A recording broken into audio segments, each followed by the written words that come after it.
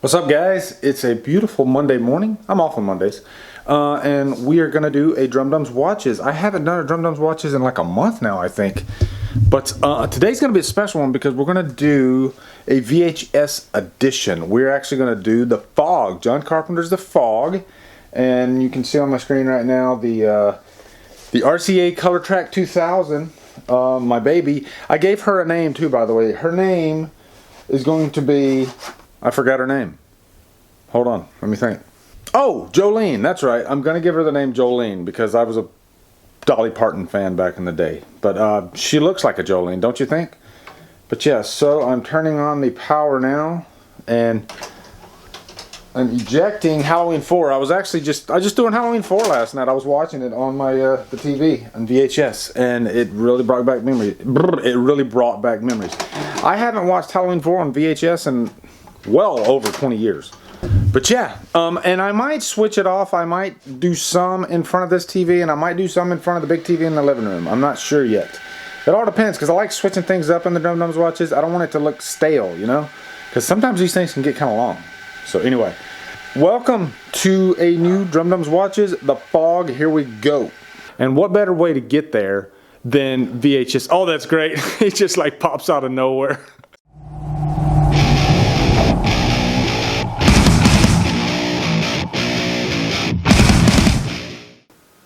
Check out this freaking remote. That thing is a beast. You don't see remotes like that these days. It's massive. Oh, let me compare it to like a normal. Like this is my VCR remote. Look at the difference.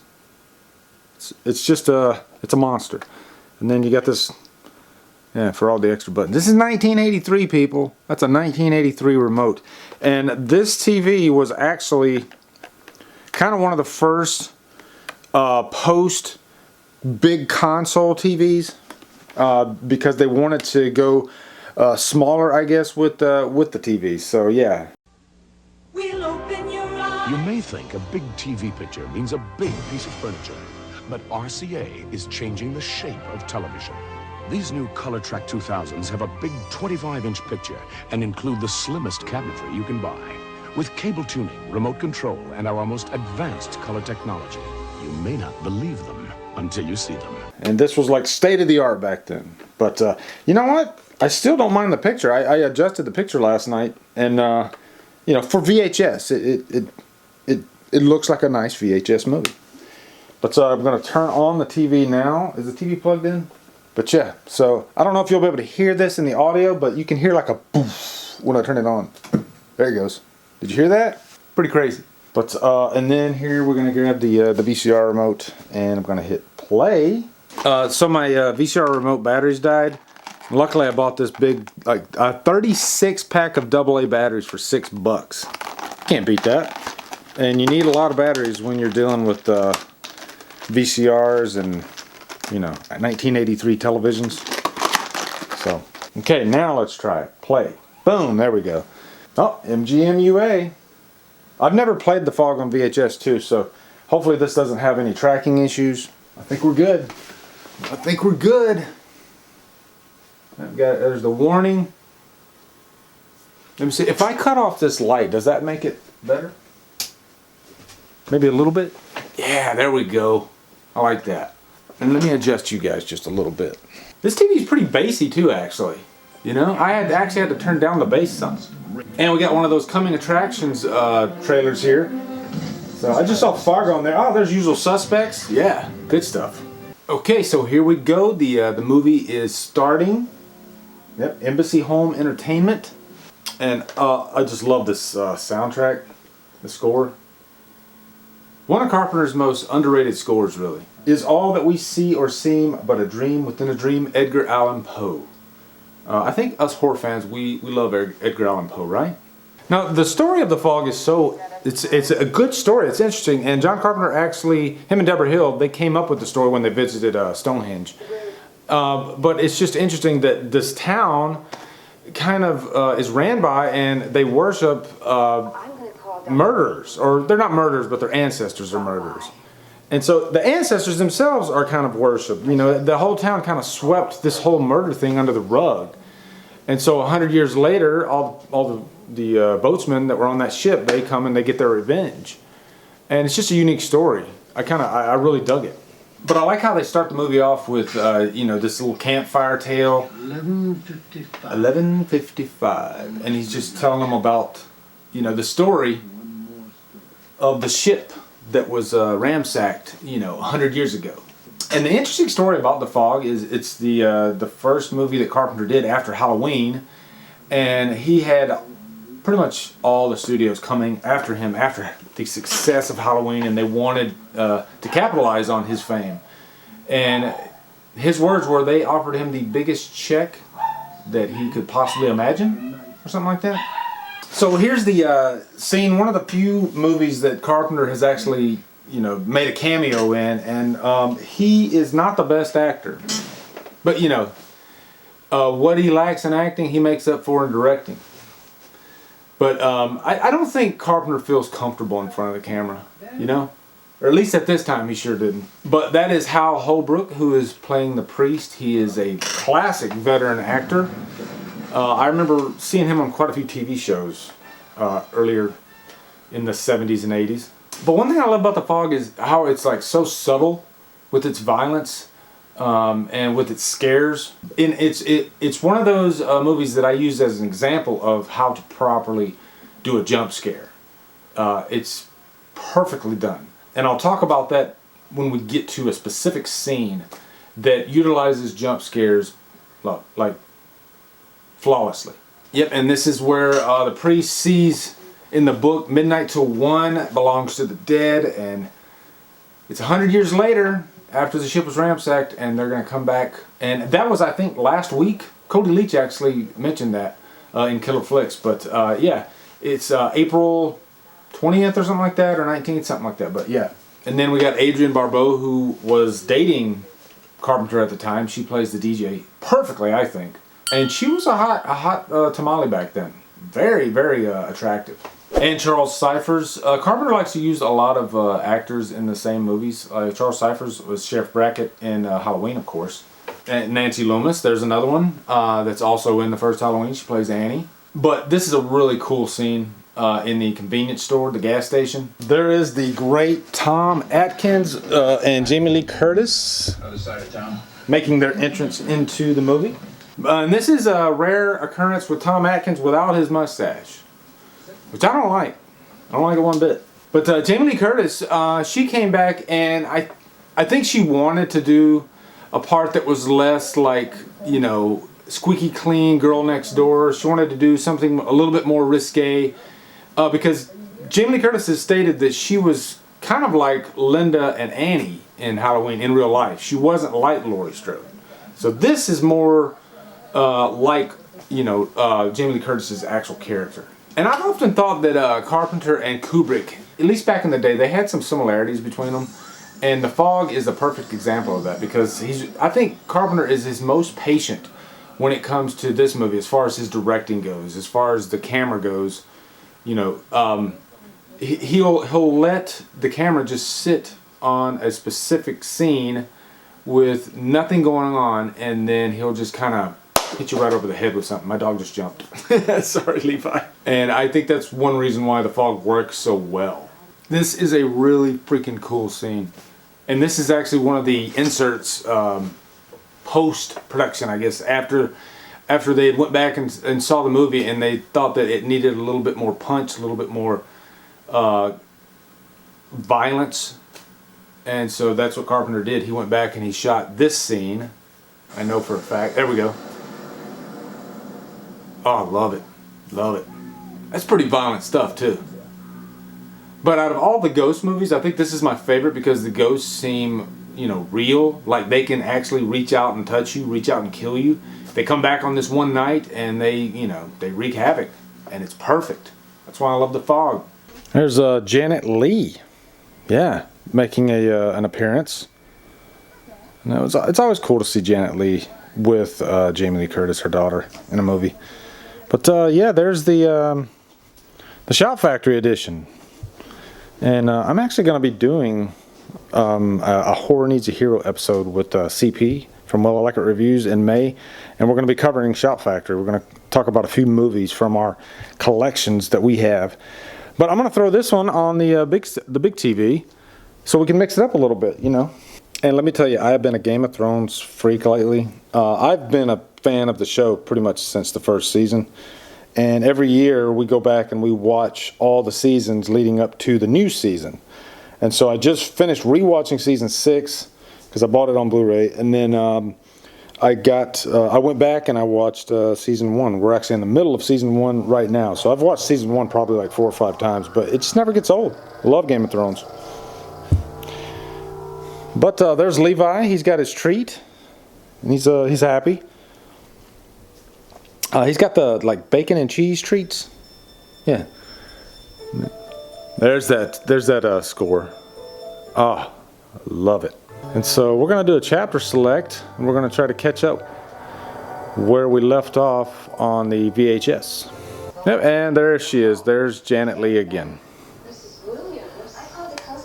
And there is Nancy Loomis, who I think looks very attractive in this movie. Like, her most attractive has got to be the fog. Good for you, Nancy Loomis. It's the last place I want to go. Let me turn it down just a notch here. But do you notice, like, the acting in the 80s seemed a bit different than it does today? I don't know, it almost had, like, kind of a stage feel to it. Whereas today, it seems like actors, they go for the more natural approach. So maybe that's just another thing that sets 80s movies apart from today's movies. And there's Jamie Lee Curtis. And Tom Atkins was just the lady killer. You know, the guy, he got to hook up with Jamie Lee Curtis and Stacey Nelkin. I mean, wow. And I'm sure there's countless others. And we're just talking on the movie screen. Yeah, and I think that actual cross is still there. If you look, I think in Horror's Hallowed Grounds with Sean Clark, he visited the sites of the fog. And yeah, there's a lot of things that aren't there, but the cross, I believe, is still there, which is really cool. And I think they couldn't have picked a better church, because that church just has a really creepy, almost gothic feel to it, especially at night.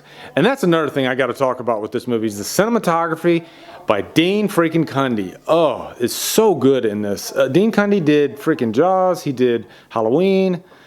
He's done quite a few of Carpenter's movies. He did Halloween 2 even. But yeah, the cinematography in the fog is probably one of the best because of how they utilize the fog machines. And what's funny is, well, we'll get to that. Once we get to the fog scenes, we'll get to that. I don't want to, like, you know, blow my load here. But yeah. Oh, look at the inside of that freaking church, though. Isn't that gorgeous? Just gorgeous. And guys, just to talk about, you know, I did get some comments saying, I don't get why you're going to VHS. I'm not, like, specifically going back to VHS and not watching anything else. I still love HD. I mean, look at that. It's gorgeous. I love watching classic movies in HD. Don't get me wrong. But then there are moments where I'm like, I want to go back to my childhood. And what better way to get there than VHS? Oh, that's great. It just, like, pops out of nowhere. Oh, that's such a cheap 50-cent scare, but man, it works so well. And Hal Holbrook is just creepy. But yeah, I still love HD. So I need to set the record straight on this, guys. VHS is just another way for me to enjoy movies, and it doesn't have to be the only way. This is the scene that I'm talking about. This is the one with the jump scare. He uses a fake jump scare, and then he uses the real jump scare. There's such a calm about the fog, though. You know, everything's like really quiet. Here we go. There's the fake. I think I'll go to Vancouver now. And then there's the real one. That's it. That's how you do it. That's how you do a jump scare. But there's a scene coming up too that I love as far as scares go, and it's not a jump scare. It's just it's a creepy scare. So. That's what I was talking about how Carpenter, he uses different types of scares throughout his movies. He doesn't just depend on one. I just have to point this out. That car that she's driving, Adrienne Barbeau, the car is called a Thing. Volkswagen Thing, I believe. Which is funny because John Carpenter's The Thing would come out a year later, I think. Yeah, a year later after this. WKAB. And you're gonna hear Tommy Lee Wallace's voice on this doing the sound checks. Yeah, the KB promos, that's what it is. Tommy Lee Wallace has a face for radio and a voice for radio. They shot this somewhere in Northern California, and it's beautiful. I've always had a thing for lighthouses, and I'm glad that they put a lighthouse in this movie. It made for a great third act, because you have that whole thing with Adrienne Barbeau's character, and then you also had the church. So you had two different things going at the same time. This is the scene I'm talking about right here. This scene is just so creepy. With the guy on the gurney, and Jamie Lee Curtis, her back's to him, and he just slowly gets up and just starts coming towards Jamie Lee Curtis and the viewer. And we know that he's there, but she doesn't. And I'm eating a peanut butter granola bar. There he is. Creepy. And Tom Atkins just noticed that it got cold in the room. So that's a bad sign. There you go. Alright, so this is where things are starting to pick up. We're entering the third act of the movie. You're going to see a lot more fog on screen. You're going to see a lot more killing like that right there. Dan! Dan just had a bad night. But yeah, look at that fog bank. Oof. Oh, The Fog is such a cool movie. So I think I might have them linked up pretty good. All right, so here's where we are on the RCA Color Track 2000. And then we're gonna run into the living room here in a sec and see where we're at. Okay, fog bank. And this is a pretty damn intense scene right here. And I love the music in this. Let me turn it up just a tad. It gets intense. Look at all that fog coming in. Oh God, I can't take it. It's so intense. Now, from this moment, guys, this movie does not let up. It is just a full onslaught up until the last frame, which is freaking awesome, by the way. The end of this movie, love it. And that dumb old lady's going right into the fog. The heck is she doing? Right away, I was thinking, this thing's going to jump out at her any second. And then just right at the last second, when you least expect it, boom, he grabs her. Listen to that shit. Oh God, that sounds freaking awesome. Bah! Oh, yes. I had to turn my mic around, but listen to that, guys. It freaking sounds awesome. You notice how Carpenter, he just like slowly like starts adding to the score as it goes, as it gets to the end. It just gets more and more intense. Oh, listen to that.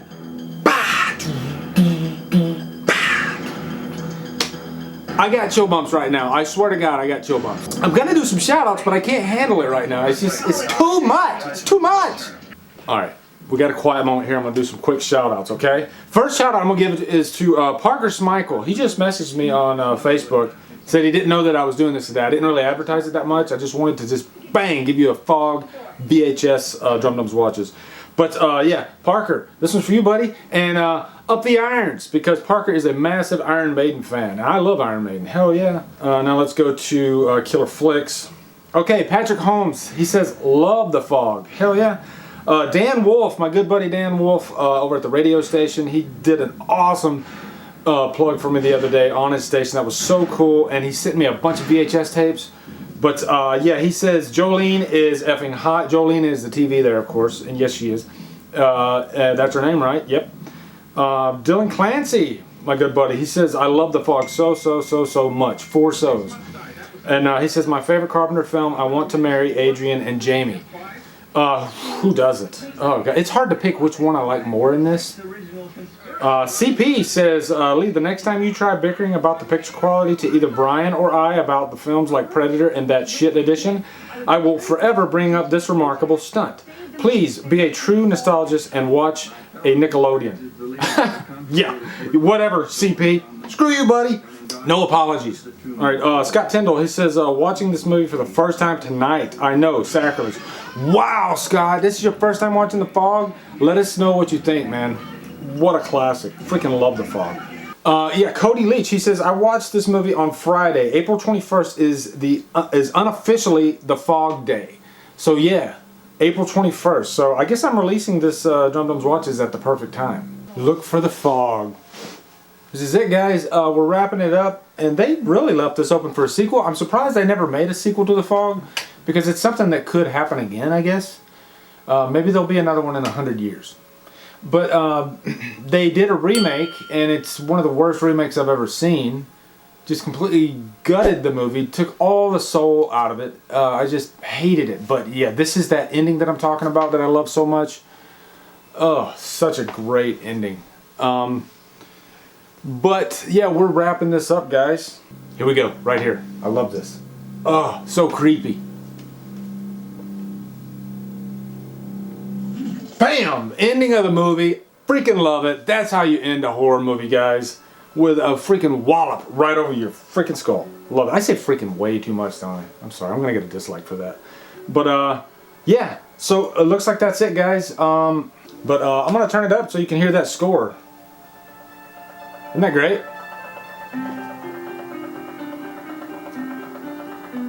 So anyway, guys, that's it. We're wrapping it up. It's nice to get back in the Drumdums Watches mode of things. Looking forward to doing more of these in the future. Let me know down in the comments what you thought of these. Did you like the VHS edition? This is my first one, so I know there might be some kinks here and there, but I enjoyed doing this one. Anyway, guys, thank you so much for watching. Come on over to Killer Flicks, become a member where we talk horror all day, every day, and on Fridays we do Free For All Fridays. Also, look down below. You can see all my social media links. If you like what I'm doing, please hit that subscribe button. I'd really appreciate it. I am literally less than 100 away from 5,000. I can't believe it. Look how far we've come. I say we because I could not have gotten there without you guys. You guys are freaking awesome. So, anyway, guys, thank you so much for watching. Have a great day, and look for the fog.